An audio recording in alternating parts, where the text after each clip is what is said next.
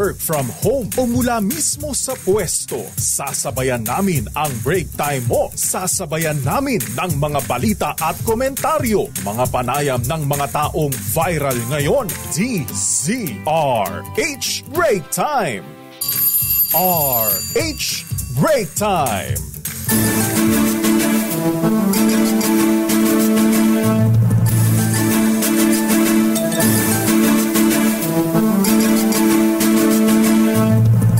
Magandang hapon, Pilipinas. Ako po si Delio Macalma. Ako naman po, Thea Petro Corpuz. At narito ang headlines ng ating mga balita ngayong araw ng Lunes. It's Swell Day! Yay! 15 ng buwan ng Setyembre. Sa ating mga headlines, Independent Commission on Infrastructure ICI. Walang sasantuhin sa investigasyon ayon kay Pangulong Bongbong Marcos. Retired Justice Andres Andy Reyes Jr. itinalaga ni Pangulong BBM bilang chairperson ng Independent Commission for Infrastructure. Investigasyon ng Senado sa flood control projects anomalies. Posibleng magpatuloy kahit may independent commission na. Malawakang rally sa September 21 kontra korupsyon. Okay, kay Pangulong BBM basta gawin lamang ng mapayapa. Mga ari-arian ng opisyal ng DPWH at mga kontratistang nadawit sa flood control project anomalies. Hiniling na i-freeze ng AMLAC. Gobyerno kinalampag sa namamayagpag na ghost smuggling cases. Big-time smugglers dapat makulong, ayon kay Senator Kiko Pangilinan. Ito naman mga kuya, bad news. Presyo ng petroleum products abay tataas na naman bukas. 50 centavos itataas sa presyo ng diesel. At tig 10 centavos naman sa gasolina at kerosene. Lolo ba tayo? Amerika, suportado ang Pilipinas sa pagtutol sa planong nature reserve ng China sa Baho de Masinloc. Mahigit 2,000 pamilya sa Happyland, Tondo, Manila. Hindi sila happy ngayon, malungkot dahil sila ay nasunugan noong araw ng Sabado. Veteranong broadcaster Andy Verde pumanaw sa edad na 70 taong gulang.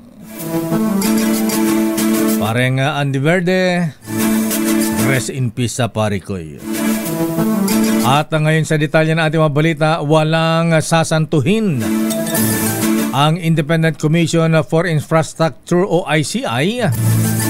Kaibigan man, kamag-anak, mga senador o kongresista, o kaalyado kapag sangkot sa anomalya at katiwalian sa mga flood control projects. Ito ang maring pahayag ng Pangulong Ferdinand Marcos Jr. kaninang umaga matapos madawit ang pangalan ng kanyang pinsan na si House Speaker Ferdinand Martin Romualdez at Congressman Saldico na dating Chairman Appropriations Committee dahil daw sa pagsingit ng malaking budget sa flood control projects. Ayon sa Pangulong Marcos, masagasaan na ang mga masagasaan pero wala siyang sisinuhin sa kanyang binuong Independent Commission. Narito ang Pangulong Marcos. They will not be spared.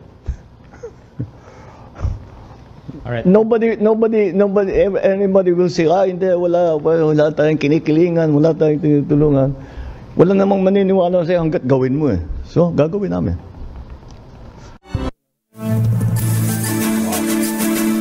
Samantala, itinilaga ni Pangulong Ferdinand Marcos Jr. si retired Justice Andres Andy Reyes Jr. bilang chairperson ng Independent Commission for Infrastructure o ICI na mag-imbestiga sa mga maanomalyang flood control projects.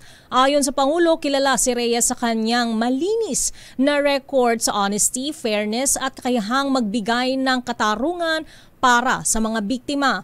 Bago italaga, nagsilbi siyang presiding judge ng Court of Appeals at Supreme Court Associate Justice. This is the way the commission is going to be organized.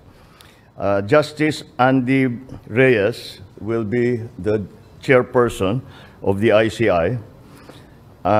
He was a presiding judge of the Court of Appeals before.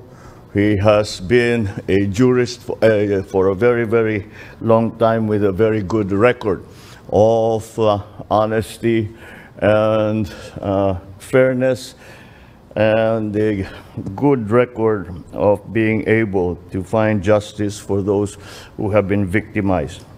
And together with sina dating Department of Public Works and Highways, DPWH Secretary Babe Singson at SGV and Company Country Managing Partner Rosana Fajardo bilang mga miyembro ng komisyon. Habang magsisilbing Special Advisor and Investigator si Baguio City Mayor Benjamin Magalong. Ang itinilagang komisyon ay magsasagawa ng masusing investigasyon sa mga flood control at iba pang infrastructure projects ng gobyerno sa nakalipas na 10 taon. Samantala, tinawag na balasubas. Grabe naman yung balasubas. Tinawag ng Paulo Marcos na balasubas ang mga nagnakaw sa pondo ng pamahalaan na nadawit nga dito sa maanumalyang flood control projects. Samantala, sinabi rin ng Paulo Marcos na hindi niya pipigilan ang mga isasagawang kilos protesta sa darating na linggo, September 21. Sinabi ng Paulo na karapatan nila ang mga ito at kung siya ay hindi rin presidente, ay baka sumali pa siya sa rally. Pero tiwala ang Paulo Marcos na hindi mauwi sa gulo ang ikinakasang kilos protesta laban sa corruption. Ayon sa Paulo Marcos, makatwiran lamang ang galit at pagkadismayan ng mga mamamayan sa lawak ng nabulgar na anomalya sa mga proyekto ng pamahalaan at maging siya ay nakaramdam din ng parehong galit at sentimiento. Pero sinabi ng Paulo Marcos na iba ang sitwasyon ng Pilipinas kumpara sa ibang bansa dahil agad na kumilos ang kanyang administrasyon upang tugunan ang nasabing issue.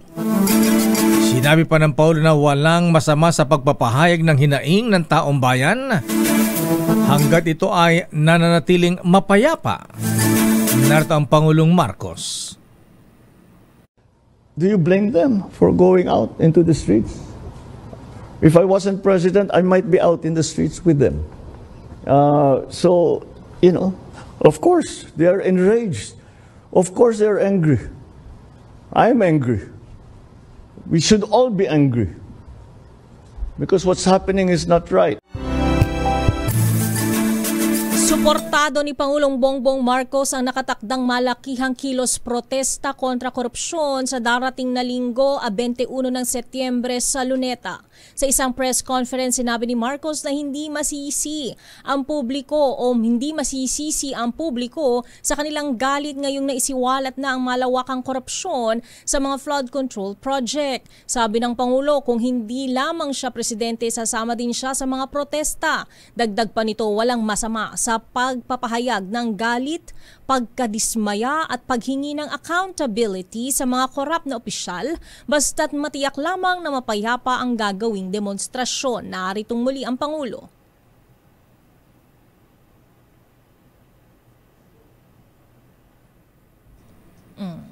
Asan? RHTV. Samantala, posibleng magpatuloy pa rin ang investigasyon ng Kamara at Senado sa flood control scandal kahit pa meron ng Independent Commission for Infrastructure, ICI, na siyang mag-iimbestiga.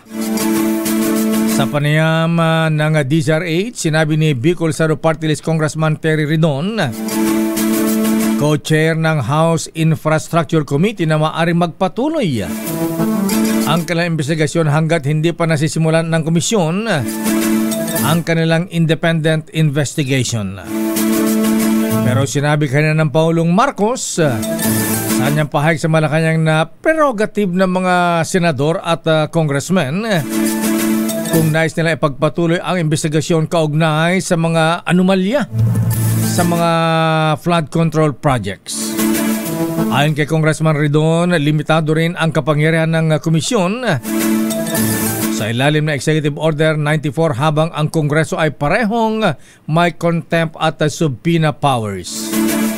Sinabi niya na handa rin ang kanyang komite na makipagtulungan sa Independent Commission pero sa ngayon ay itutuloy muna nila ang investigasyon, pagpapatawag na ilang pang resource persons at pagkalapan ng mga ebidensya. Narito si Congressman Terry Ridon. Talaga may mga totoong impormasyon naman din po na nakalkal. Ito pong mga pagdinig po na ito despite yung pong binabagit natin na concerns relating to conflict of interest. No? So, kaya nga dapat makita natin kung paano pwede maging complementary yung pong trabaho ng Senado, Kongreso at ito po nga Independent Commission. Actually, particularly dahil sa limitations ng ICI, baka mas mahalaga talaga na magtuloy pa rin po yung trabaho po ng Kongreso at Senado sa pagsisiyasat sa flood control corruption. Samantala, umapela si Pangulong Ferdinand Marcos Jr. na huwag gawing isyung politikal ang usapin ng pondong inilaan para sa flood control project at sa halip ay mas dapat tutukan kung saan napunta ang pera at kung paano ito ginastos. Ito ang tugon ng Pangulo matapos ibunyag ng Ibon Foundation na bilyong-bilyong piso umano sa pondo para sa mga proyekto ang napunta sa mga distrito ng mga miyembro ng ruling party at kanilang kaalyado. Ayon sa kay Marcos, natural lamang na malaki ang pondo ng lakas dahil ito ang majority party na may pinakamaraming kinatawan sa Kamara. Dagdag pa ng Pangulo kung nagamit ng tama ang pondo ay naging kapaki-pakinabang ang mga proyekto ay hindi dapat ito naging problema. Gayunman, iginiit ni Pangulong BBM na ang mahalaga ngayon ay matukoy sa investigasyon kung magkano ang nawaldas o ninakaw na pera at kung sino ang dapat managot. Narito ang Pangulo. Don't politicize this. It's simple numbers dito. Simple lang to. Magkano ang ninakaw na pera ng mga balasubos na ito? That's what we need to know. That's what we need to fix. Balasubas daw sila. Lakay sa FM lang ginagamit yan dati. Balasubas.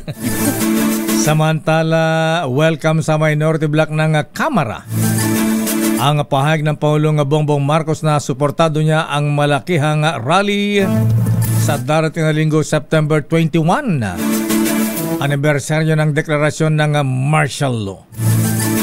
Ayon kay Congressman Percy Sendanya ng Akbayan na Party List, hayaan ng Pangulo na maging venue ang mga rally para mahayag ng mga mamamayan ang kanilang galit sa katiwalian bunsod ng kontrobersya sa flood control project anomalies. Sabi ni Sendanya, hindi kailangan pumunta ng personal ang Pangulong Marcos sa mga rally sa darating na linggo. May papakita daw ng Pangulong Marcos ang kanyang pakikisa at suporta sa laban ng mga mamamayan kontra katiwalian kung ise-certify nitong urgent bill ang House Bill number 4453 para magkaroon ng mas malakas na ngipin sa kabila ng pag-i-issue ng Executive Order 94. Narito si Congressman Sendanya. Welcome the President's expression of support. Pero hayaan po niya ito pong plataformang ito para sa taong bayan. Galit na po ang taong bayan. Nasa boiling point na po ang galit ng taong bayan. And let this be the opportunity for the people to express peacefully their outrage dito sa nangyayari ngayon. At siguro, mas maganda sa araw na ito, makinig ang Pangulo sa taong bayan. Malinaw naman po ang reseta ng taong bayan dito sa cancer ng katiwalian. Halimbawa po sa ngayon, kung ito po ay tinatawag nating leptospirosis, ang reseta, simpleng-simple. Una, sa lalo madaling panahon, dapat ilabas ang salin ng mga opisyal ng gobyerno mula sa iba't ibang mga branches of government. Tayo dito sa Kongreso, sa Senado, pati po sa Executive. Pangalawa, ipasa sa lalong madaling panahon itong ating panukalang batas para bigyan talaga ng bisa at pangil yung independent commission na mag-imbestiga. We appreciate yung EO pero alam natin hindi sapat at bitin yan. Samantala, ibinalik na sa kustudiya ng Senado si dating Bulacan Assistant District Engineer Bryce Hernandez ngayong Lunes. Ito'y matapos ang pagdinig sa kanyang writ of amparo petition sa Pasay Regional Trial Court Branch 112. Sa liham ng kanyang kampo kina Senate President Vicente Soto III at Blue Ribbon Committee Chair Panfilo Lacson, hiniling ang pagbabalik sa kanya sa Senate Detention Center bilang pagpapakita ng tiwala sa pamumuno ng dalawang opisyal. Agad namang inaprobahan ni Soto ang kahilingan dahilan para makabalik si Hernandez sa Senado ngayong umaga. Matatandaang na-cite in contempt si Hernandez noong Setyembre 8 matapos umanong magsinungaling sa pagdinig ng Senado kaugnay ng flood control project sa Bulacan. Dahil dito, ikinulong siya sa Senate Detention Facility bago inilipat sa PNP Custodial Center makalipas ang isang araw matapos niyang pangalanan ang dalawang senador na umano'y sangkot sa anomalya. Inilipat naman siya sa Pasay City Jail noong Setyembre 10 matapos aprobahan ang mosyon ng Senado. Babalikan natin ang lampang detalye ng ating mga balita. Assets o kaya mga ari-arian ng mga opisyal ng DPWH at mga kontrasistang sangkot sa flood control project anomalies. Piniling ni Secretary Vince Dizon sa AMLAC na i-freeze.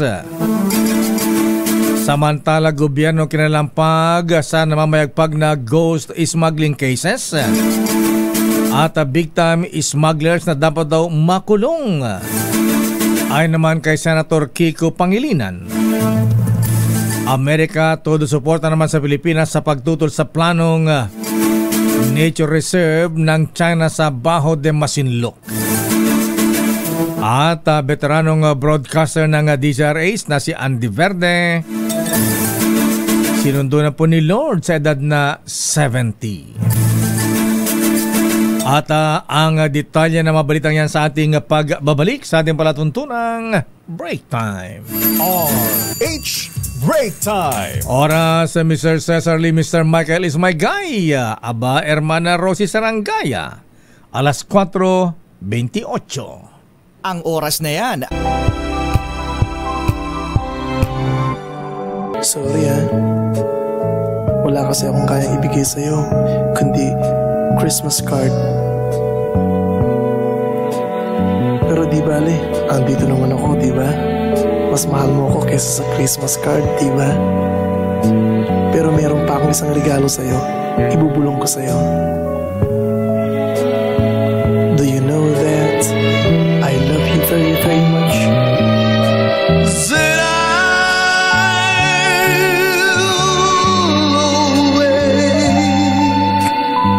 awake on Christmas morning and find my stockings filled with you.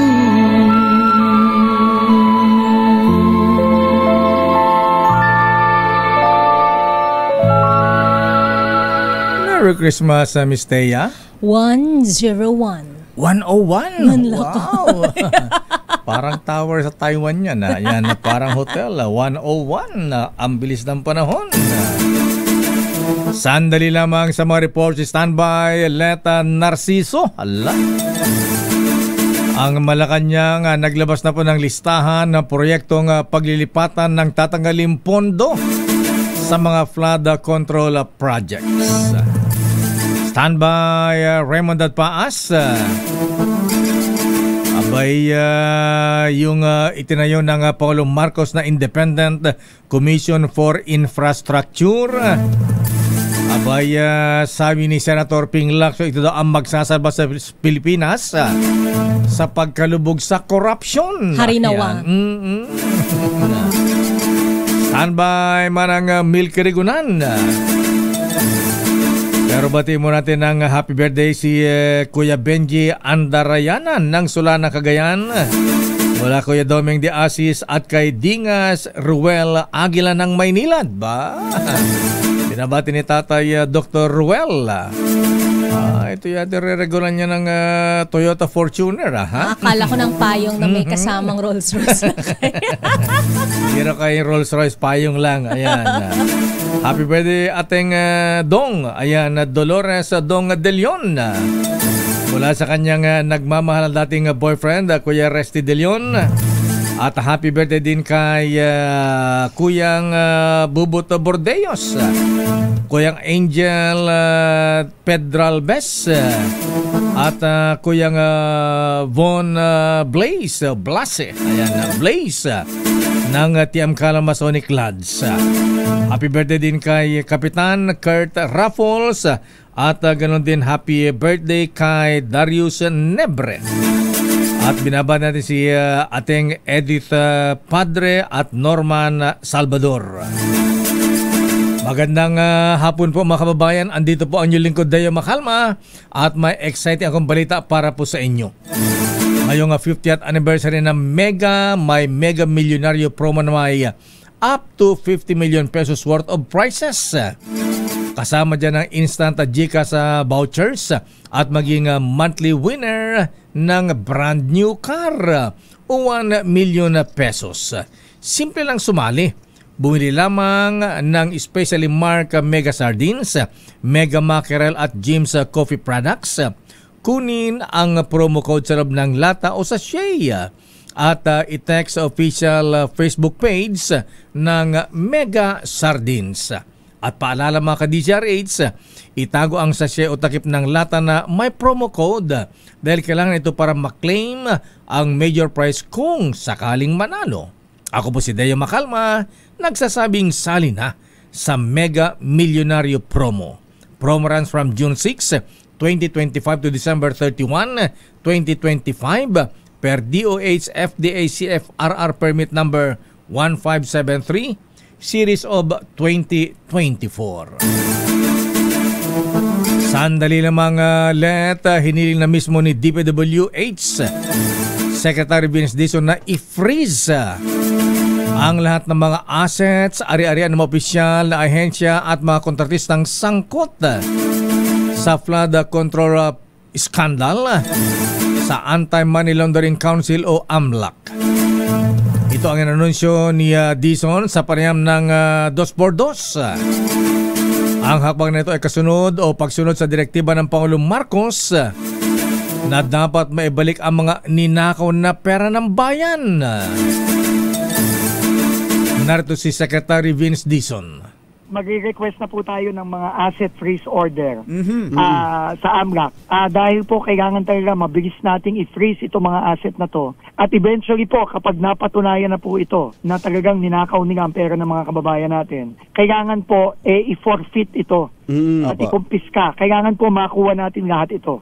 At wala po tayong dapat i-spare dito. No? Lahat po ng mga sasakyan, lahat po ng mga pera, lahat po ng mga bahay, pera po ng taong bayan yan. At kailangan po mabawi yan. Ayon pa kay Secretary Dizon, maunang posible mawala ng assets ang 25 opisyal ng DPWH at kontratista pero tinitiyak nilang madagdagan pa ito sa pagpapatuloy ng kanilang investigasyon. Naritong muli si Secretary Vince Dizon. Pero tayo din po ay hihingi ng clarification sa AMLAC. Dahil po inadvisean po tayo ng ating mga abogado na hindi po kinakailangan ng petisyon o ng kaso. Pwede na pong umaksyon ang AMLAC on mere suspicion. No, ibig sabihin na napakatibay po ng batas natin na halimbawa po meron na pong lumabas sa Senate Blue Ribbon investigation. Kahit wala pa pong petisyon, pwede na pong umaksyon ng AMLAC. Samantala, sibak sa serbisyo ang tatlong opisyal ng DPWH Bulacan 1st District Engineering Office dahil sa pagkakasangkot sa maanomalyang flood control project sa lalawigan. Sinibak na ni DPWH Secretary Vince Dizon sina dating Assistant District Engineer Bryce Hernandez, Construction Section Chief JP Mendoza at Accountant Juanito Mendoza. Ayon sa naging desisyon, napatunayang guilty ang tatlo sa kasong disloyalty to the Republic and to the Filipino people, grave misconduct, gross neglect of duty at conduct prejudicial to the best interest of the service. Bukod sa pagkakatanggal, pinatawan din ng tatlo ng perpetual disqualification to hold public office na nangangahulugang hindi na sila kailanman maaaring makabalik sa anumang posisyon sa gobyerno. Samantala, nilinaw ni Secretary Dizon na ang dismissal ay hiwalay sa mga kasong kriminal na ihahain laban sa mga nasabing opisyal. Itinanggi naman ni Baguio City Mayor Benjamin Magalong ang mga report na nag-resign siya bilang mayor matapos i-appoint ng Pangulong Marcos bilang Special Advisor at Investigator na Independent Commission for Infrastructure. Ayon kay Mayor Magalong, hindi makapekto sa kanyang trabaho bilang alkalde ang pagiging bahagi o advisor ng ICI. Ang paglilinaw ni Magalong ay kasunod ng kumalat na balita na siya ay nag-resign na bilang mayor ng Baguio City. Una na ipiniliwanag ng Pangulong Bongbong Marcos sa Malacanang kanina umaga na kaya niya itinilaga bilang special advisor lamang si Magalong ay dahil hindi nito maaring iwan ang trabaho bilang mayor ng Baguio City. At ang Malacanang naglabas na ng listahan na maproyekto ng paglilipatan ng tatanggaling pondo sa mga flood control projects para sa 2026 budget. Ang detalye mula kay Aris number 14. Let Narciso please come in. Miss Let. Lakay inilatag na ng Malacanang ang mga proyekto at programang paglilipatan ng tatanggaling pondo sa flood control project sa susunod na taon. Ang mga ito ay mula sa sektor ng edukasyon, agrikultura, kalusugan, pabahay, infrastruktura, ICT, labor, social services at enerhiya. Kabilang dito ang pagtatayo ng mga laboratorio at dormitoryo sa state universities and colleges at mga gusali at kagamitan sa pagtuturo sa ilalim ng DepEd. Pupondohan rin ang irrigation dams, farm-to-market roads, harvest facilities, cold storage project at electrification project. Kasama rin ang health facilities at medical assistance sa mga pasyente, programang pabahay, pagtatayo ng evacuation centers at libreng wifi, habang paglalaanan rin ng alokasyon ang tupad at AIX. Ayon kay Pangulong Marcos, ang listahang ito ang susundin ng mga mambabatas para matiyak na mapupunta sa tamang lugar ang pondo. Una nang sinabi ng Pangulo na magkakaroon ng reappropriation ng halos 225 billion pesos na budget mula sa tatanggaling alokasyon sa flood control project sa 2026. Pakinggan natin si Pangulong Marcos. For the budget na sinusulat ngayon, kailangan na maliwanag na mapupunta sa tamang lugar. And so we have made a menu for our legislators to follow and say that all insertions, all changes made can only be made to the benefit of these agencies. Samantala, lakay, kinumpirma ng Malacanang na kanselado ang biyahe ni Pangulong Marcos sa Amerika. Ibig sabihin, hindi na dadalo ang Pangulo sa United Nations General Assembly sa New York sa susunod na linggo. Wala pang binanggit na dahilan ang palasyo sa pagkansela ng US trip ng Pangulo. Ito si Let Narciso ng DZRH. Una sa Pilipinas, una sa Pilipino. Maraming salamat, Let Narciso mula sa Malacanang. Samantala, Independent Commission for Infrastructure o ICI magsasalba sa Pilipinas sa pagkalubog sa korupsyon. Ayon kay Senator Ping Lacson, ang detalye bibigay sa atin ni RH28, Raymond Agpaas. Raymond. Mr. Mayor, malaki ang may tutulong ng Independent Commission for Infrastructure o ICI na binuo ni Pangulong Bongbong Marcos upang mabigyan ng hustisya ang bansa sa pagkalubog nito sa korupsyon. Ito ang deklarasyon ni Senate President Pro Tempore Pangilo Ting Lacson matapos i-anunsyo ng Pangulo ang pagkakumpleto na ng makasapi ng ICI sa pamumuno ni dating Supreme Court Justice Andres Reyes Jr. Ayon kay Lacson, nakilala niya si Reyes nang ito ay nasa Korte Suprema pa at meron itong integridad. Kasama niya sa ICI sina dating DPWH Secretary Rogelio Singson at dating SGD Managing Partner Rosana Fajardo, habang si Baguio City Mayor Benjamin Magalong ay magsisilbing Special Advisor.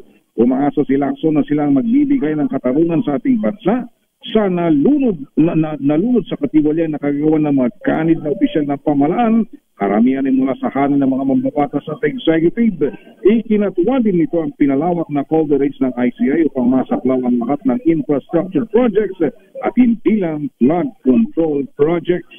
Samantala, Mayor at Listea ay mainit ngayon ang debate dito sa Senate plenary dahil naman sa biglaang paglilipat dito kay Engineer Bryce Hernandez mula sa Pasay City Jail. Sabi ng minority sa pagitan ni Senador Rodante Marcoleta at Senate Minority Leader Alan Peter Cayetano, dapat ay pinag-desisyonan ito ng plenary dahil yung paglilipat kay Hernandez mula sa PNP Custodial Center na punta ng Pasay City Jail ay desisyon ng plenary.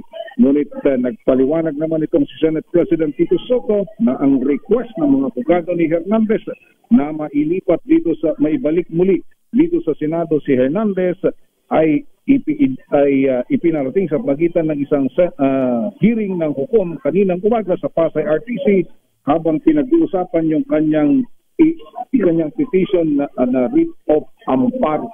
At ito rin na una ng gusto ng mga minorya na mapapalik sa custody ng Senado si Engineer Bryce Hernandez. Raymond. Wala dito sa Senado, ito si Raymond. Raymond Advance sa DPRH, sa Pilipinas. Raymond. Sa Pilipino. Raymond, nasaan si Bryce Hernandez ngayon? Nasa Senado pa o asan siya?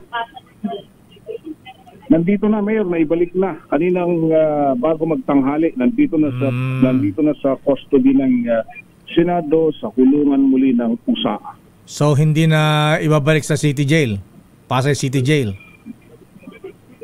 Hindi na, Mayor. Dito na siya ikukulong at hihintayin yung hearing sa Huwebes na siyang mag-hearing yung Senate Blue Ribbon Committee at dito ni-expect na siya ay haharap doon kasama yung mga diskaya. Ayan.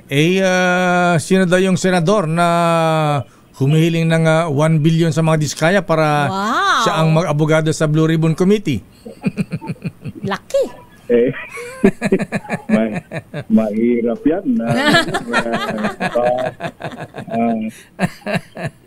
Ang tintingan ng sentimientuhan dito kanina Bakit? Ayan, nag-break ang Senate plenary. Bakit? Usap-usap pa itong magkaharap si Senator Alan at Senate President Tito Soto. Nagpapaliwanagan sila ngayon, nakapalibot yung iba nilang mga kasamahang senador. Anong mga sentimiento yan, Raymond? Yun nga yung kino-question nila yung hindi daw sinusunod ni SP Soto yung rules ng biglaang paglilipat. Para bang pinalalabas nila kung dahil hindi niya pinirmahan yung endorsement sa Witness Protection Program para sa mga diskaya. Pero bakit dito kay Hernandez ay ina-accommodate yung kanyang kahilingan? So anong gusto ni Senator Cayetano sa mga diskaya?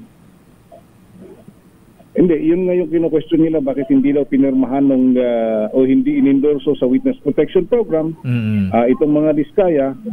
Kung may mangyari sa kanila, hindi na natin malalaman yung kwentong buo.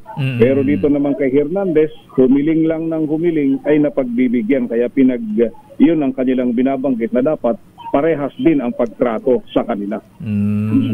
Okay, so abangan natin yan. So magkukudi na ba o hindi naman? May change of leadership na naman ba? Kulang pa. Kulang. Kulang pa. Kaya kanina nga, mismo sa plenary, kinantsawan na ni Senador Alan si Senador Lito Lapid. Baka gusto daw niyang bumalik muli sa minorya. Kunti na lang. Kung sumapi siya doon, 3 na lang ang kulang. Anong sabi ni Supremo?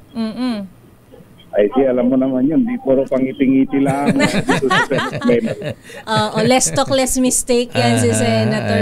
Pero Raymond Lakay, matanong ko lang, anong fairness kaya yung hinahabol? Gusto ba nila pare-parehas makakulong dyan sa Senate o SAA? Hindi. Siyempre, yung may gusto silang i-drive na para bang na-accommodate kasi yung isa, yung kabilang kampo, ay hindi na pagbibigyan dito sa mga kaganapan ito. Ang problema kasi doon sa mga Diskaya, yung kanilang binabanggit, yung mga pinangalanan nila, mga congressmen, itong Engineer Bryce Hernandez, senador, yung kanyang pinangalanan ng siya humarap sa hearing ng Kamara ng Representatives. Sa bagay, medyo iba kasi yung sitwasyon din kasi dinala sa Pasay City Jail ka agad parang itong si Bryce. Yun, Lakay. Mas delikado ang buhay niya sa loob ng kulungan. Baka biglang gripuhan sa tagiliran. Kaya nga mukhang yun ang na-realize ng mga abogado. Kaya sila na mismo nagsabi na baka pwedeng i-recommit na dito sa Senado. Doon sa sulat nila, ganun naman ang sinasabi na mas kampante sila sa security niya dito sa Senado kaysa doon sa City Jail. Ayan, i-custody rin ng Kongreso ang mga Diskaya. Para isatay. Hindi pala pwede, ano? Di ba na-cite in contempt din? Oo nga pala. Hindi. Naharang. Ayan, hindi na-cite for contempt. Ayan. Hindi. Okay, abangan natin, Raymond. Maraming mga issue ngayon dyan sa Senado at ano nga palang sabi ni Senator Ping, tuloy ang investigasyon ng Blue Ribbon Committee. Sa pagkaalam namin, tuloy pa sa Huwebes, Mayor. Tuloy. Ang schedule, kaya pinag-uusapan lang yung takdang oras. Pero sabi niya, gusto niyang simulan ng maaga para at saka itinakda niya ng Huwebes na walang sesyon para maghapon hindi mabibitin yung mga senador na gustong magtanong. Okay nga, Rod. Maraming salamat, Brad. Kamusta ka, Brad? Wala dito sa Senado. Balik ko na sa inyo, Mayor at Listaya. Ay, salamat, Brad Raymond at Paz mula sa Senado. Dumawa ka tayo sa Kamara. Ito nga at update sa ethics complaints sa laban kay Congressman Kiko Barzaga. Ibibigay sa atin ni RH12. Milky Ganan, Manang Milky. Lakayateya, sasampahan na ng ethics complaints ng National Unity Party o NUP ang kanilang kamiyembro na si Congressman Kiko Barzaga ng 4th District ng Cavite. Ayon kay House Deputy Speaker Ronnie Puno na siyang chairman ng NUP, masakit man sa kanilang loob, kailangan daw ipatigil ang mga ginagawa ni Barzaga na inilalabas sa kanyang mga social media platforms. Ayon kay Puno, mataas ang pagtingin ng Kamara sa kanyang ama na si yumaong dating Congressman Elpidio Barzaga. Ang sabi ni Puno, ang mga SOCMED post ni Barzaga hindi lamang daw nakasisira sa kanilang partidong NUP kundi sa buong Kamara. Kung inyo matatandaan, Lakay at Teya, siya yung unang nag-post na pinagre-resign itong si House Speaker Martin Romualdez. At sumunod doon, may mga post na rin siya sa kanyang SOCMED. Pinagre-resign niya si Senate President Tito Soto, si Finance Secretary Ralph Recto, at kung sino pa na mga kasamahan niya dito sa Kamara. Ang description sa kanya ni Puno, he is not well with misguided behavior. Ang kwento ngayong hapon ni Congressman Puno ay pumasok daw itong si Barzaga sa opisina ni House Majority Leader Sandro Marcos. At marami nagulat dahil pagpasok daw nito sa kwarto, itinara yung kwarto ni Congressman Marcos at sinabi sa mga tao doon na maupo kayong lahat, nasasabihin ko ang plano ko pag ako'y isa ng speaker. At kanina, bago magsimula, Lakay, ang session ngayong hapon, ay nakita siyang nangangalap ng pirma dahil siya na umano ang magiging House Speaker kapalit naman ni Speaker Romualdez. Ayon kay Congressman Puno, matagal na nagdesisyon ang NUP dito. Actually, dati daw, kapag merong mga usapin na tinatalakay ang NUP, pagdating sa issue ng politika, halos majority ang botohan. Pero dito sa usapin ng kalagayan ni Congressman Kiko Barzaga, ay halos hati yung mga miyembro. Dahil marami sa kanila, o halos lahat daw, ng miyembro ng NUP ay puro mga tatay na naiintindihan nila yung kalooban nung nanay na ngayon ni Congressman Barzaga na kinausap na rin nila. Ang sabi daw niya ng kanyang nanay ay hindi ko makontrol ang aking anak. So ngayon, siya ay papatawan ng ethics complaint at ang description niya sa kanya ni Congressman Puno, he is not well with misguided behavior. So kung yung matatandaan Lakay at Thea, medyo weird yung kanya mga SOCMED. Kung dati medyo natutuwa din kami mga nag-cover sa kanya, pero lately parang mapanganib na rin dahil may mga panawagan siya na kumbaga ay mapanganib at sa seguridad ng ating bansa. So ang sabi nga ni Congressman Puno, dapat ma-actionan itong kumbaga ay kilos ni Congressman Barsaga. Ipapaubay ito sa House Committee on Ethics na magtatalakay din kung ano ang magiging sitwasyon nitong si Congressman Barsaga. Samantala Lakay, suportado naman ni House Speaker Martin Romualdez ang sinabi ni Pangulong Bongbong Marcos na wala daw dapat ma-exempt sa pananagutan sa gagawing investigasyon ng Independent Commission for Infrastructure. Ay kay Romualdez, noong una pa man, malinaw na ang posisyon ng Kamara na hindi ito magiging kanlungan ng anumang katiwalian. At kahit ang mga miyembro nito ay hindi po protektahan kung mapapatunayang may pagkakasala. Matatandaan sa press con, kaninang umaga ni PBBM, sinabi nito maging si Romualdez at mga kaalyado nito sa Kamara ay imbestigahan din sa issue ng flood control projects kung nakikitang sangkot sa anomalya. Nandiyan din ni Romualdez ang investigasyon ay dapat daw nakabatay sa katotohanan at ebidensya at hindi daw sa mga sabi-sabi, name dropping o mga walang basihang paratang. Kaya Lakay Thea ang mga ganap dito sa Kamara. At kukunan pa namin ng reaksyon kung medyo okay pa itong si Congressman Kiko Barsaga. Ako si Neil Greguna nagulat para sa DCRH, una sa Pilipinas, una sa Pilipino. Babalikan natin lang pang detalye ng ating mga balita. Standby Edniel Parosa, ang PNP. Wala daw nakitang banta sa seguridad sa malaking rally sa darating na linggo September 21. At si Atty. Ferdinand Topacio naghain ng reklamo kay Justice Secretary Boying Remulla at NBI Director Jimmy Santiago sa Ombudsman. Naku, hinaharang talaga ang posibleng pag-appoint kay Boying Remulla bilang Ombudsman. Oras, Miss Thea. Ganap ng alas 4:59, Lakay. Ayan, i-congratulate lang natin si Senator Loren Legarda. Siya ay kinilala bilang Lee Kuan Yew Fellow at siya ay pang 83rd at ikalimang Pinoy na binigyan ng fellowship bilang pagkilala ng isang private, non-profit at non-political organization named after Prime Minister Lee Kuan Yew of Singapore. Congratulations. Congratulations, Senator Loren. At Philippine National Police walang nakitang banta sa seguridad sa kilos protestang isasagawa sa September 21. Edniel Parosa, please come in. Edniel. Walang nakikitang banta Lakay ang pambansang pulisya sa kasadong malaki ang kilos protesta sa 21 ng Setyembre. Sa gitna ng mga kinakasang rally bilang pagkundina nga sa mga isyu ng korupsyon na may kaugnayan sa flood control projects. Sa pulong balitaan dito sa Campo Crame, sinabi ni Manila Police District Spokesperson, Police Major Philip Ines, na handa silang mag-deploy ng humigit kumulang sa 1,000 tauhan sa araw ng linggo. Nakasabay rin ang ika-53 anibersaryo ng deklarasyon ng martial law. Lalo na ito kasi sa Maynila, nakatakda itong pinakamalaking programa batay sa open sources at invitation na rin sa social media. Tiwala naman ang buong PNP na magiging epektibo rin ang deployment plan ng NCRPO na inaasahan magdedeklara ng full alert kasabay ng mga demonstrasyon. Pakinggan natin sina Police Brigadier General Randolph Tuanyo, PO Chief at Police Major Philip Ines. Obviously kami natin yung kasi formula na kung saan ito ibinigay ni SIA. Nasa tingin mo na natin is naging effective naman po. Titignan po natin yung level ng threat. Pero katulad po na nabagay ko sa inyo, wala pala tayong natatanggap na mapubanda.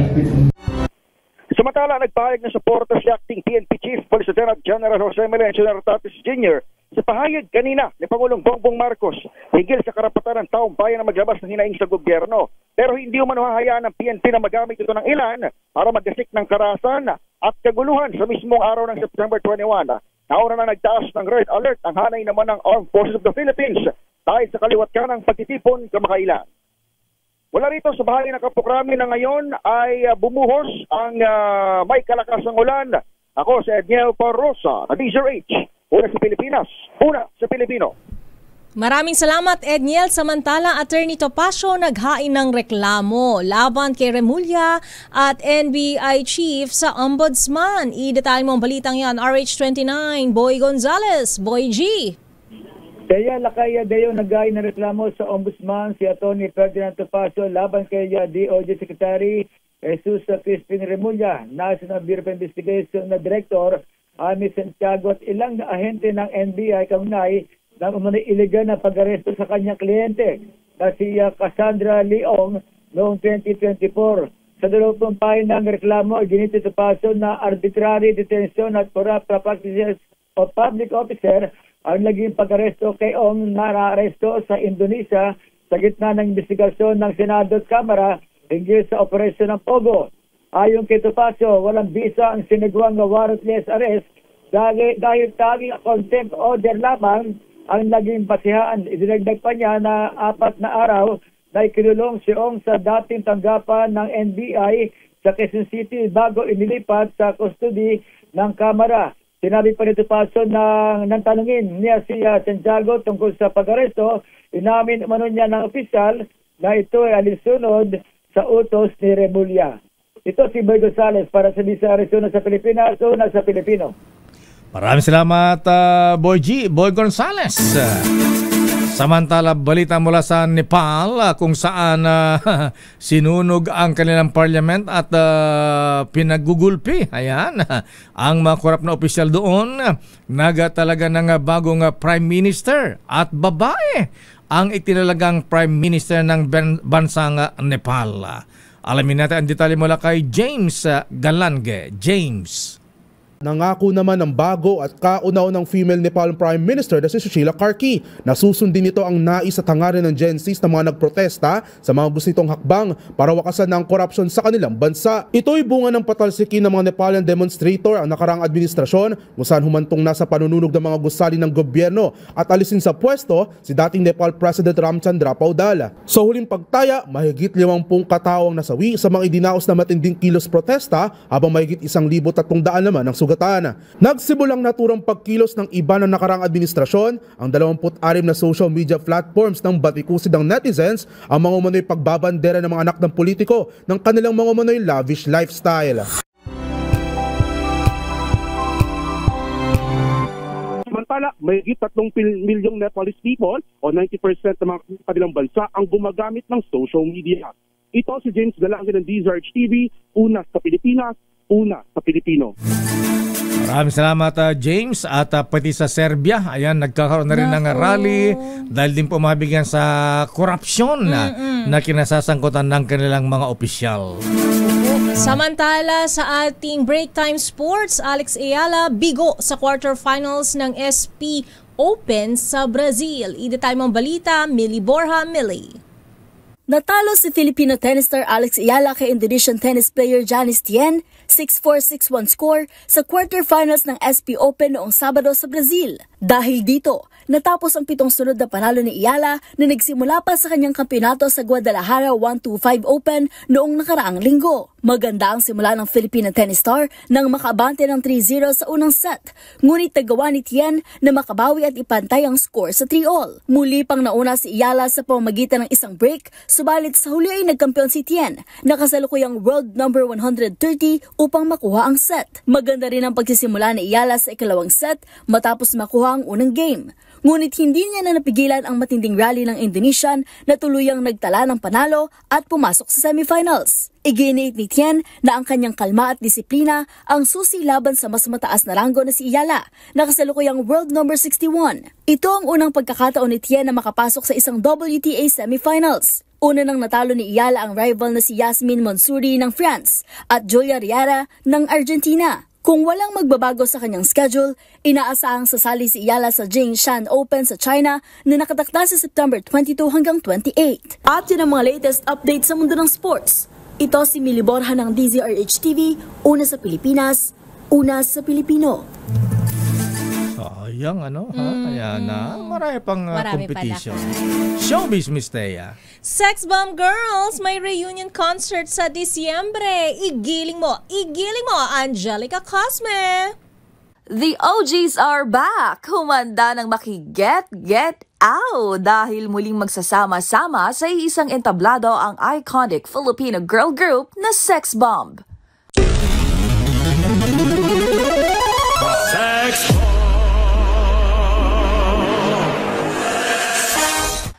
Sa teaser video na inilabas si Rochelle Pangilinan, kasado na ang kanilang reunion concert sa December 4. The long wait is over naman ito para sa ilang netizens, habang may nagsuggest ding ala K-pop, P-pop group, need na raw ng official light stick bago ang nakatakdang pagpapasiklab ng grupo sa The Big Dome. Maugunita na taong 1999 nang mabuo ang Sex Bomb Girls sa noontime variety show na Itbulaga. At kabilang sa mga pinasikat nilang kanta ay the spaghetti song, Bakit Papa? Di ko na mapipigilan at Halukay Ube. Hanggang sa nagkaroon pa sila ng serye tuwing hapon na Daisy 7. Sa ngayon, wala pang ilabas sa detalye pagdating sa tickets.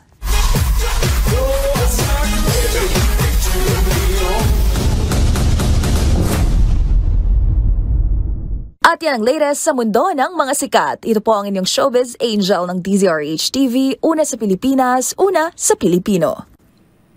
Magaling pa rin siyang gumiling. Oo, lakas. Same pa rin. Yes, lambot pa rin. Oy, Mr. Michael is my guy. How much? Ang report nating business correspondent, ang palitan ng dollar ngayon nagsara sa halagang 57 pesos and 18 centavos per US dollar. Up tayo lakay or down? Tumaas ang palitan. Noong Friday, 57.10. At ayan ang kabar natin palatuntunan ng break time. Ako po si Deo Macalma. Ako naman po, Thea Petro Corpus. Kabalansyadong balita susunod na. Andy Uri at Miss Kay, Karen Oyong. Bye-bye. Ingat. Justi Kumuyog. Justi Agnina. You're gonna love Christmas. It's just a